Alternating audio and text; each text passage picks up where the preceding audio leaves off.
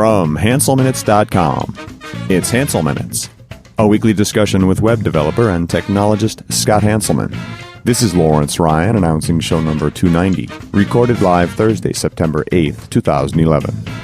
Support for Hansel Minutes is provided by Telerik RAD Controls, the most comprehensive suite of components for Windows Forms and ASP.NET web applications. Online at www.telerik.com. In this episode, Scott talks design with Microsoft UX expert Sara Summers. Hi, this is Scott Hanselman. This is another episode of Hansel Minutes, and today I am in Nebraska? Are we in Nebraska? We are. We're in freaking Lincoln, Nebraska. And I am sitting down with Sara Summers, who is a user experience expert and evangelist. Yes, and hello. You work for the big blue monster. You work for Microsoft. I do. The Death Star. Why would you do such a thing? You worked in industry as a designer and UX person for many years, I understand, in different, agencies. Right. And then you come here. This is where designers come to die, or? No. These are some of the best people I've ever worked with. So I really am, focused on who I get to work with, and working with really smart people is very important to me. So that's why I'm at Microsoft. How long have you been at Microsoft? Almost 3 years. Okay. Yeah. So I've been here just about 4 years. Yeah. So not that long. So what did you do? Were you just a designer always? Always. Yes. Came out of the womb that way. No. So I went to Purdue and I got a, technology degree, and I focused on, visual design, UI design, interaction design, and then I ended up doing UX. Okay. We did a show with Jeremy Kratz, the designer who created my blog, and we talked about his process and the design process.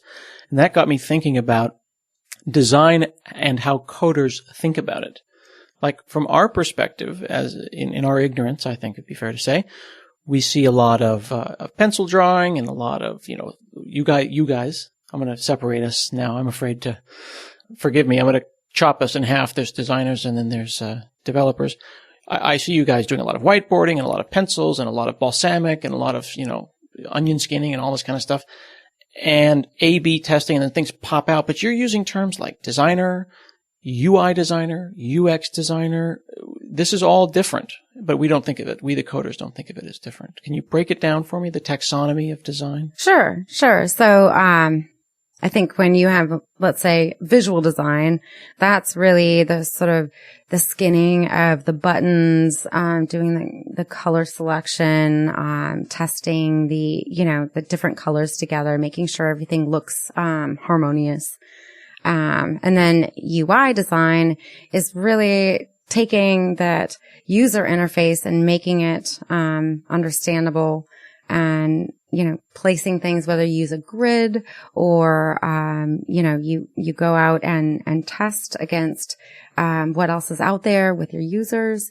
That's really the user interface focus, is really just organizing the pieces of the application, in a usable way. And then user experience design, I think specifically focuses on the user and the purpose and the meaning and the value of what you're making, all centered around the user and, their tasks that they're trying to, accomplish. So like the user's workflow and how they move through their workflow and they move through their day and how the design affects that? Right. So it's, one part, science and psychology, and the other part is, design and organization.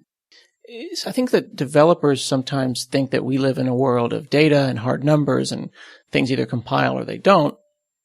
And in the design world, it feels like, and this is from our perspective, that what you guys do is very subjective. And, it kind of looks nice. It kind of doesn't look nice. But are there hard numbers that are like based in like psychology and how humans think about things and how humans' eyes move that can really be pointed to and say, no, this is a good design for these reasons rooted in the lizard part of your brain? Absolutely. Or are you guys just telling us stuff and we just have to believe you? No. Yeah, it's really there. So a lot of times you can test and see it. And so what I try to do, with developers is take them out to do user testing and research with me. And so when you're sitting down in, someone's office and you're watching them work, you have that aha moment where you can really see, the difference between like something that isn't as well laid out and something that, has been really thoroughly researched and thought through. And absolutely, there's lots of great psychology, lizard brain stuff that we utilize to proof out what we're doing. When we look at blogs about design, when we as developers see things like we're all watching, I think you don't work for the Windows organization, but you and I are both learning about the next version of Windows by reading the same blog post that the public is. That's right. Right. You're not involved in that No. at all. And neither am I. I don't know anyone over there.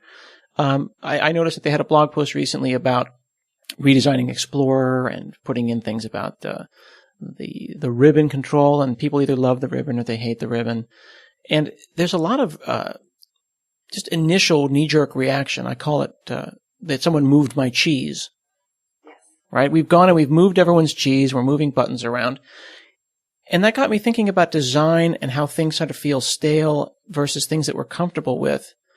How can you say that something is a good design if everyone hates it? Right. Well, what people don't realize is,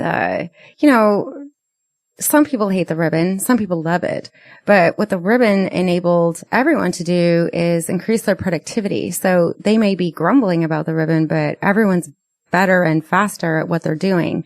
All the while, we added, over 200 additional features, all baked into the ribbon, so you can actually do more.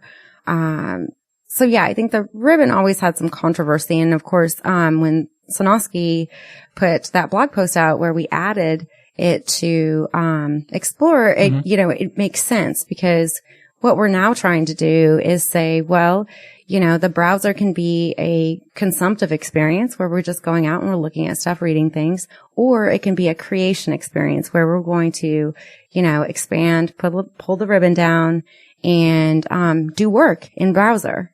That's really interesting that you bring that up. I kind of thought I came up with this on my own, but you've actually echoed words back to me that I've said in my head when I was talking to someone about the iPad. And they said, can I do some work on this? I think it was like a guy on a plane. He's like, why can I do work on this? And I was like, you can, but I said, there's consumption. I said, this is just such a wonderful device for truly consuming.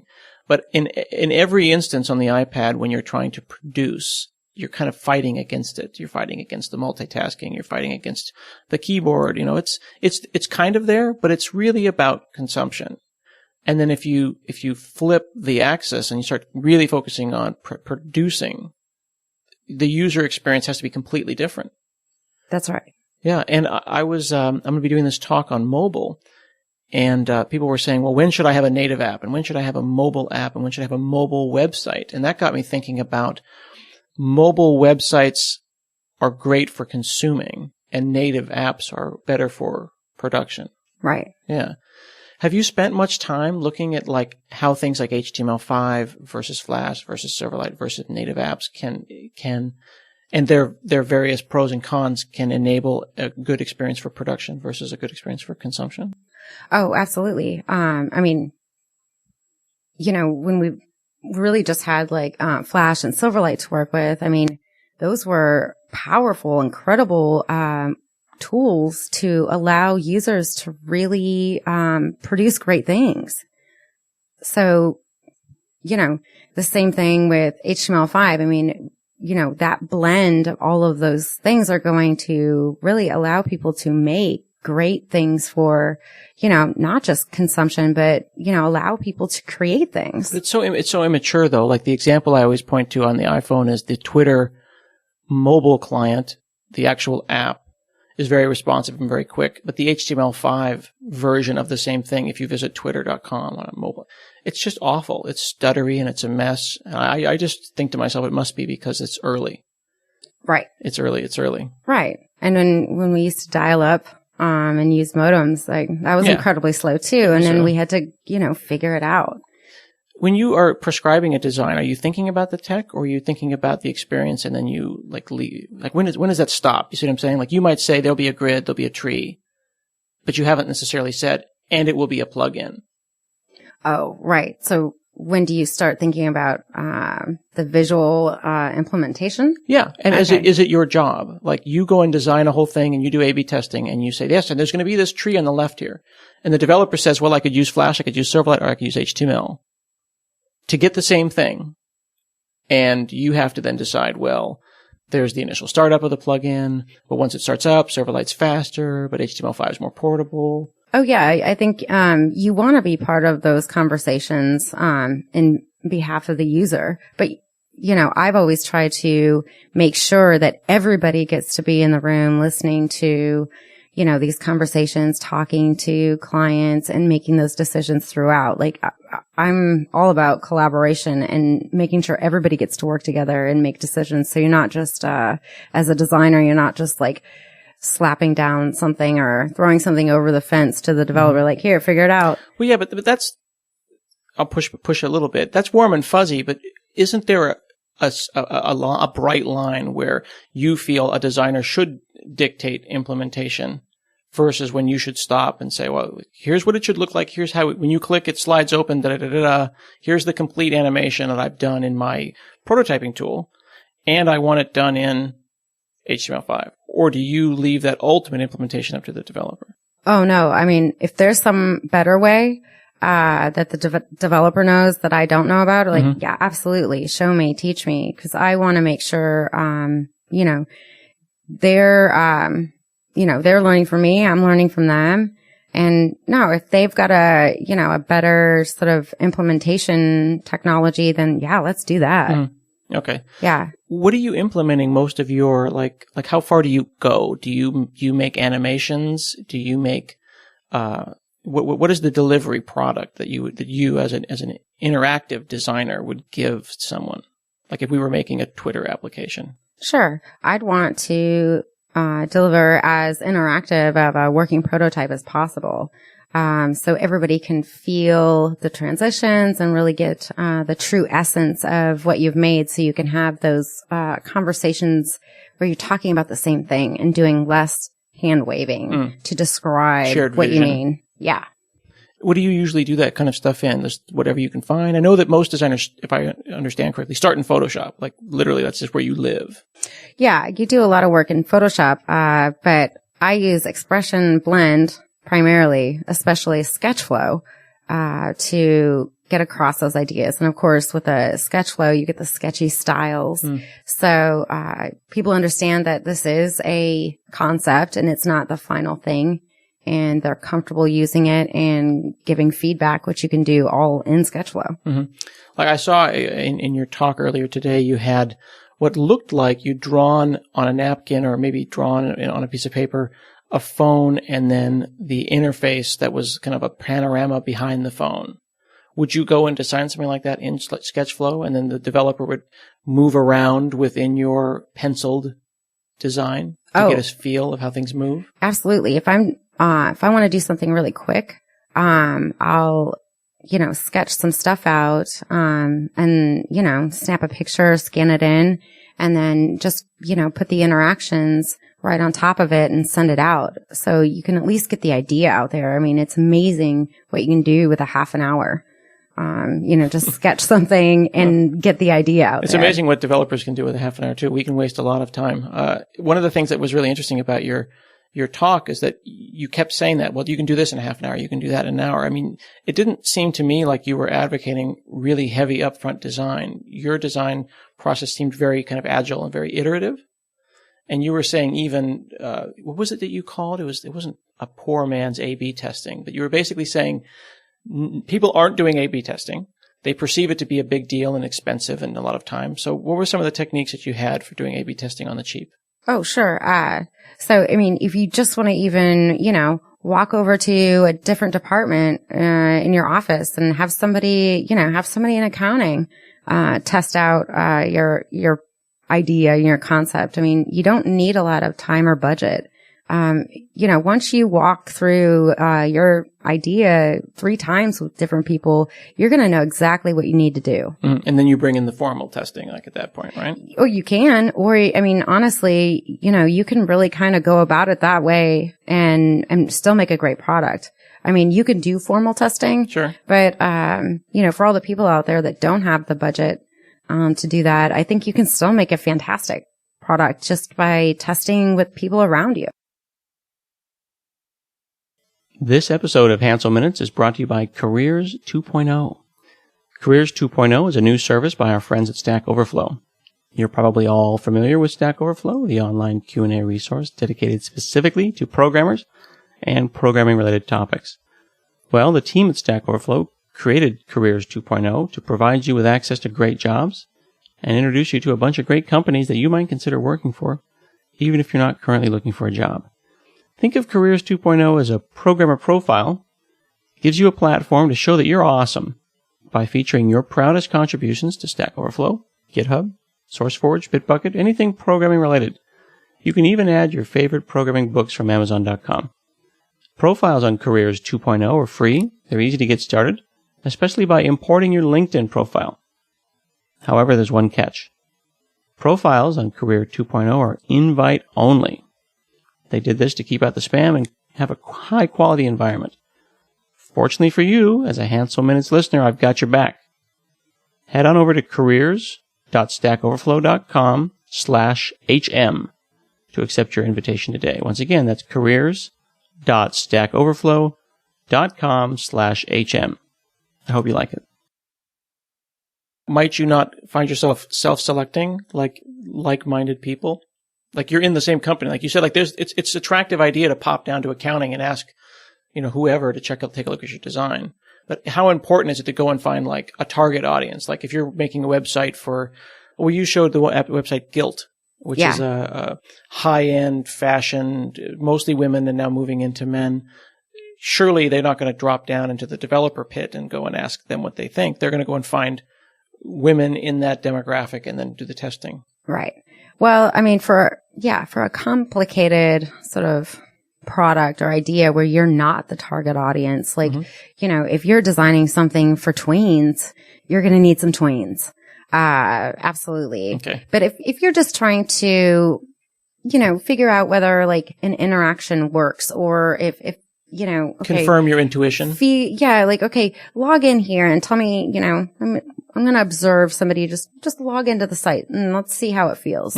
I mean, you can really just, get that idea just by, popping over to, account management and just having somebody play with it. Surprising how few times I've seen that done. You know what I mean? Like I've seen people go all the way to implementation before they get that kind of feedback. At my last company, we would take a giant piece of butcher paper and we would actually paste it up on the cubes in like near the bathroom or in the kitchen, and we'd hang markers from it on a string. Exactly. And I think that's great too. You just want outside feedback. And a lot of times people can see what you can't see because you're so, absorbed by it, or, we can all get myopic. So, I mean, some of the simplest things, can go on a sticky note and, get put up on the butcher block, and you're like, oh, yes, right, that's a great idea. I was too close to the problem. Yeah.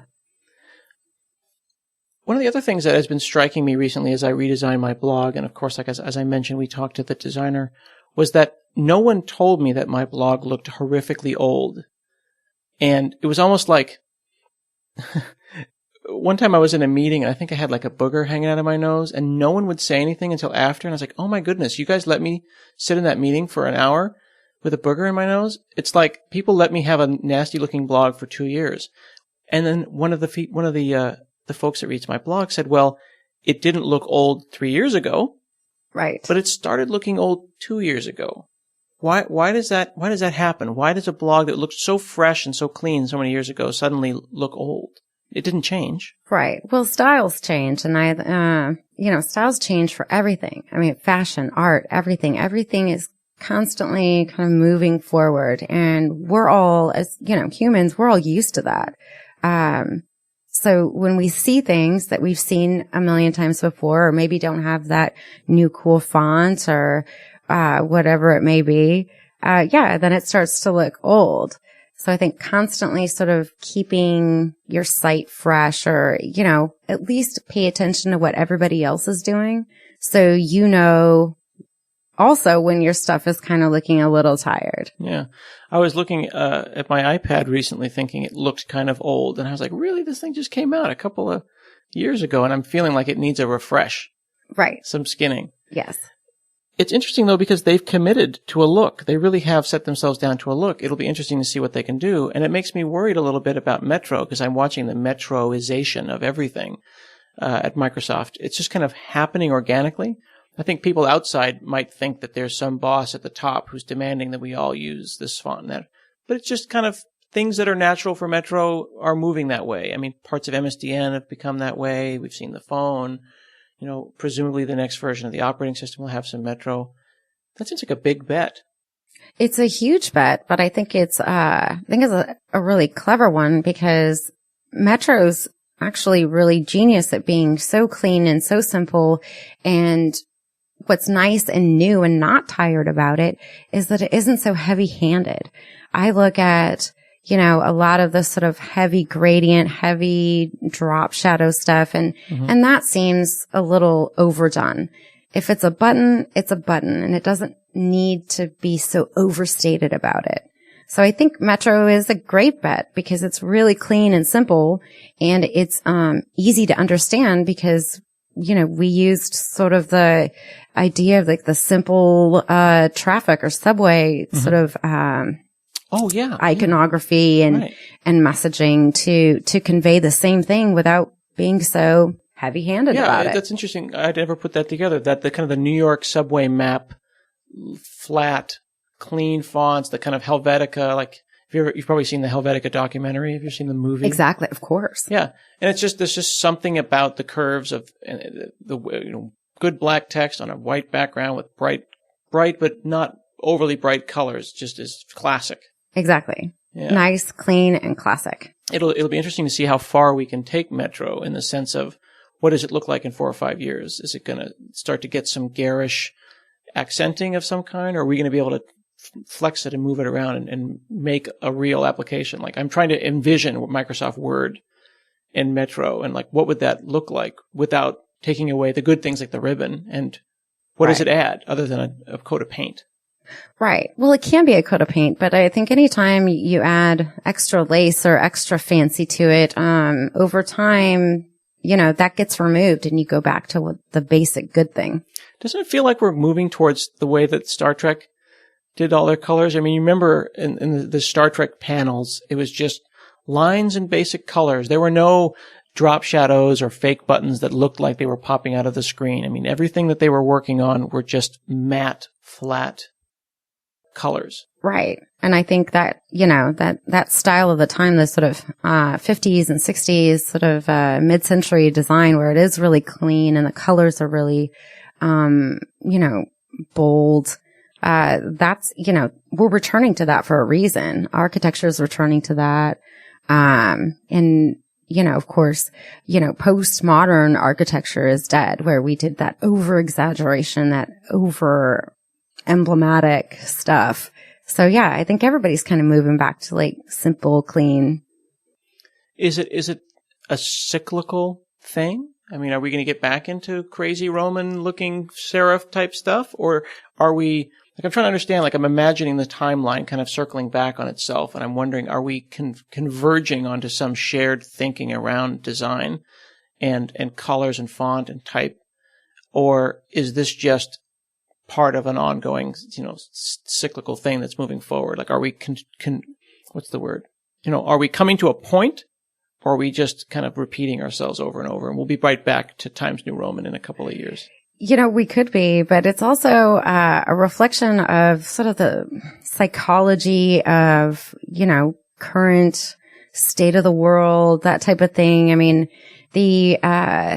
so for example, when postmodern started popping up, and maybe you could define postmodernism just to make sure that the listener may not be familiar. Sure. So postmodern architecture was that really sort of exaggerated,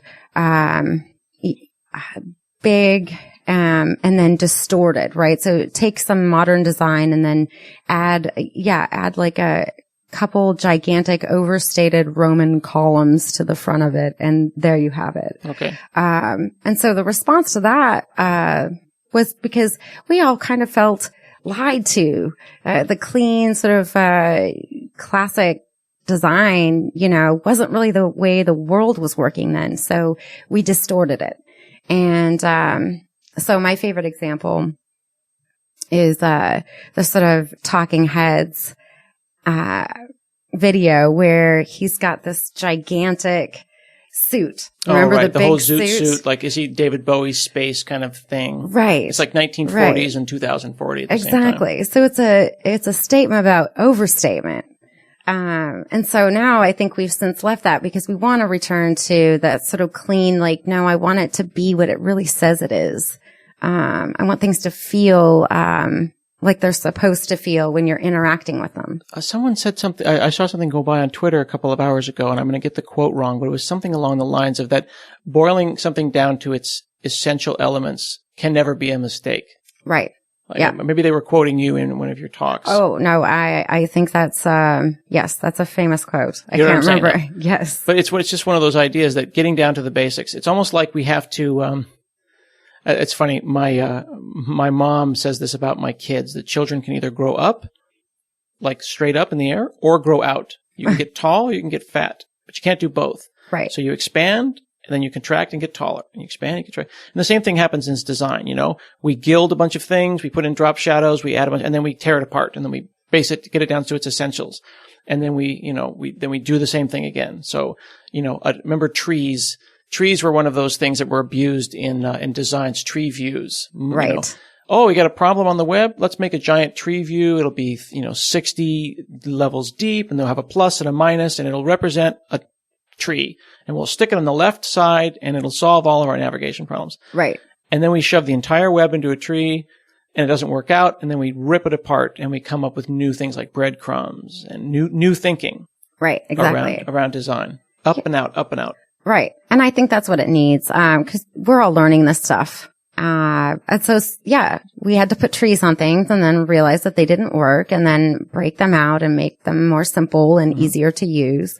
And yeah, it's great to see, things grow and change like that. I wouldn't be interested in our field if we didn't get to really push the envelope and move forward. Mm-hmm. There's an older Silverlight guy. He used to work for Microsoft. Now he doesn't, named Scott Barnes, who says that one of the things he likes and hates about Metro is that it means that anyone can make a good looking application. Like if you simply follow the rules, you can at least, not being a designer, have a passable looking application. I mean, do you think that Metro is one of those design tenets that for the most part, you can have a decent looking application as long as you follow the rules?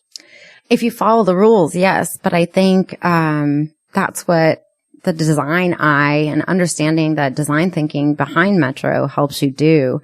But you still need a designer to really help you implement that correctly. I mean, there's a whole bunch of, things that are right there in the Metro style guide. But, people miss them, because they're so, used to capitalizing everything or, and it's just like, wow, like, things like that. Pop that down and it'll look so much better. And then when you show, when you show devs how to do it, they're like, oh, that's great. Yeah. I don't know, but that's the one thing, the whole let's make everything lowercase. I'm still not quite sold on that one, but it's funny. I don't see Metro in everything, but I see Metro-like things like The Economist magazine. Like if you read The Economist and you look at the way their design has moved over the years, it's extremely minimalist.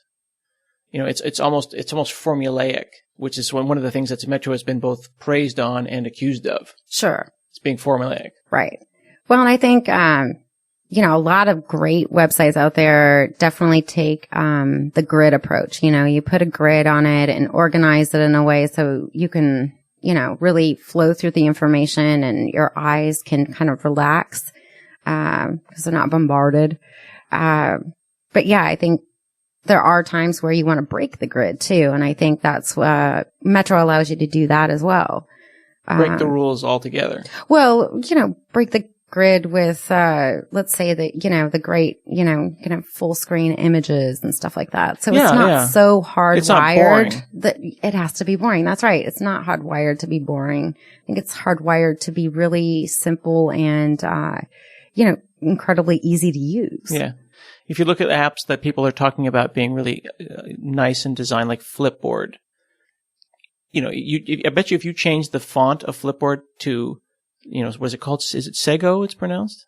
Oh, yeah. If you changed Flipboard, which is a magazine application for the iPad, if you changed its fonts to Sego, it'd be a Metro application. I mean, it's just because all there is typography, white space, and good photography. Right. And you've advocated for people having good photography. Like nothing can spice up a blog or a magazine or a design than great photography. No, people want to look at interesting things.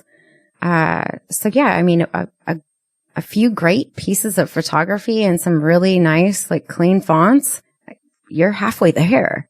And that is kind of the essentials that I think we're moving towards. I mean, Metro or not, it is what it is.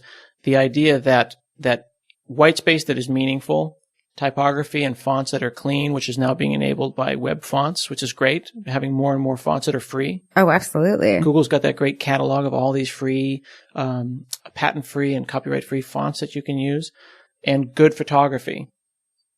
And you can put together a nice application of any kind. Oh, absolutely. I think About Me, that's a great example too. Yeah, About.me. Yeah. You can just, it's really just a great big, picture of you or what you like to do with your information. And, it's really pretty. They allow you to, change some of the things and the fonts and everything, but it still ends up looking cool. It's bizarre that so much, it's funny that you bring up About.me. You can go to about.me/shanselman and you can see, and all it is it's like your about page. Yeah. They want to be your about page. And it's a giant photograph of you as the background, but it's done in such a way that, like, even though it sounds like listening to it on a podcast, that how could that be a business? How could that actually work? It actually does. Yeah. Sometimes you don't need this, like, grandiose, like, complicated idea. It's really just a neat, simple idea that, takes off. Well, like Tumblr is half what it is, which is tiny blogging, but it's half great design. I mean, they really embrace designers and got designers paid for their designs as well. Yeah. And they've rolled out with that great design right away. Yeah. So they led with that and it worked really well for them. It's interesting. Even sites that you wouldn't think of as being deep in design, like Stack Overflow, led with good design. Like, I don't think there's the gaming aspect of Stack Overflow. There's the crowd theory and all that economics of Stack Overflow. But if it hadn't been well designed and well thought out from the beginning, and all of the subsequent sites that are being designed around the Stack Exchange family, it couldn't have succeeded, right? An ugly Stack Overflow would be ignored just as an ugly Tumblr would. Oh, that's right. Yeah. No, I mean, that was the keys to the city for them, in a sense. What are some, and kind of in conclusion, what are some blogs, like 3 or 4 blogs or books that you would recommend that non-designer listeners might enjoy taking a look at to learn more about the design world? Sure. I think About Face by Alan Cooper is the Bible for interaction design and great design. I really like the Luke Warblowski form design book. I think that's incredibly great. I mean, if you have to do something with a lot of information or a lot of fields, he tells you exactly how to make that like the absolute best experience you can. A lot of fields, like text boxes over data. Exactly. And then let's see. What about blogs that you would read? Like, do you read like the usual suspects, like A List Apart and things like that? Oh yeah, A List Apart is fantastic. I read it all the time. I mean, obviously I'm a huge TechCrunch fan. And then let's see, UX Mag is good, and Smashing Mag is really great too. They broke out and have a UX section now, and they also, they really accommodate for developers too. They do a lot of like, let's try CSS for like this stuff, and they do a lot of web design stuff too. Great. Well, send me those links, and we'll make sure that we put them up on the show notes for folks to visit. Will do. Thank you so much, Sara Summers, for chatting with me today. Hey, thanks for having me. This has been another episode of Hansel Minutes, and we'll see you again next week.